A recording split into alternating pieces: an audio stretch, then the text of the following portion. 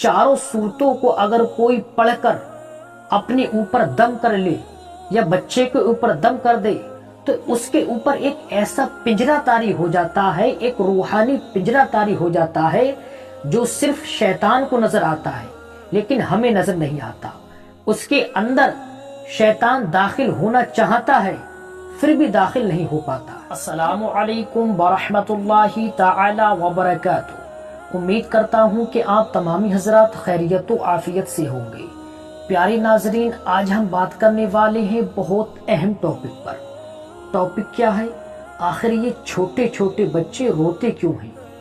आपने भी देखा होगा कि छोटे छोटे बच्चे बहुत ज्यादा रोते हैं और जब उनके घर वालों से पूछा जाता है, उसकी वालिदा से पूछा जाता है कि इसकी रोने की वजह क्या है, ये क्यों रो रहा है, तो उसकी वालिदा या घर के कुछ अफराद ये कहते हैं कि शायद इसके बॉडी में दर्द होगा या इसको नजर लग गई है या इसको फुला है, यानी फुला फुला तरीके के उसके बारे में बयान करते हैं लोग कि उसको ये हो सकता है, ये हो सकता है, इस वजह से वो रो रहा है। दर हकीकत आपको हम बताएं कि जब बच्चा पैदा होता है तो उसके साथ एक शैतान पैदा होता है। एक शैतान पैदा होता है जो बच्चे को रुलाता है और वो शैतान उसके साथ जब तक रहता है जब वो बच्चा एक जवान बन जाता है, फिर बुढ़ापे की दहलीज पर पहुंचता है, जब तक वो दुनिया में बरकरार रहता है तब तक उसके साथ वो शैतान रहता है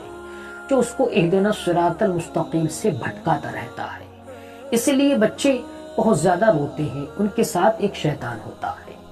तो दरअसल कुछ लोग ऐसे होते हैं कि जो समझ जाते हैं कि बच्चा रो रहा है शायद कि किसी हवा का मामला है, तो वो फुला साहब के पास चले जाते हैं, कभी जो है फुला मौलवी साहब के पास चले जाते हैं और जाकर उनसे तावीज लेकर आते हैं, नक्श लेकर आते हैं और बच्चे के गले में बांध देते हैं। तो आज हम आपको एक ऐसा नक्श देने वाले हैं, एक ऐसा तावीज देने वाले हैं और एक ऐसा अमल बताने वाले हैं कुरान पाक से कि अगर आप उस अमल को करेंगे, उस तावीज को लिखकर इस्तेमाल करेंगे तो इंशाअल्लाह ताला आपको मुकम्मल तौर पर उसका फायदा हासिल होगा, फिर आपको कहीं पर जाने की जरूरत नहीं है।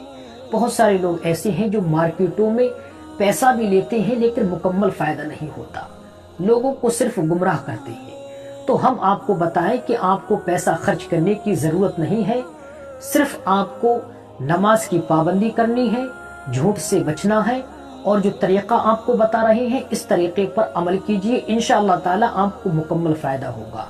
अमल क्या है? सबसे पहले आप इसको सुनिए। कुरान पाक की कुछ सूरतें हैं, यानी कुल या अय्युहल काफिरून कुरान पाक के 30वें पारे में है, यानी अम्मा सिपारे में क्या है? कुल या अय्युहल काफिरून। और नंबर 2 दूसरी सूरत ये है, यानी कुल हुवल्लाहु अहद। तीसरी ये है कुल अऊज़ु बिरब्बिल फलक और चौथी ये है कुल अऊज़ु बिरब्बिन नास।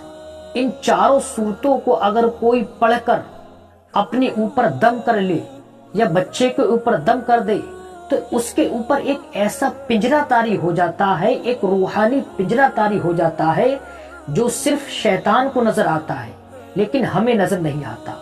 उसके अंदर शैतान दाखिल होना चाहता है फिर भी दाखिल नहीं हो पाता। इस अमल को आप उस वक्त भी कर सकते हो जब आप किसी ऐसी जगह पर जा रहे हो जहां पर लोग बताते हैं कि वहां शैतान रहता है, वहां हवा रहती है, अगर वहां आप जाओगे तो आपको नुकसान हो सकता है।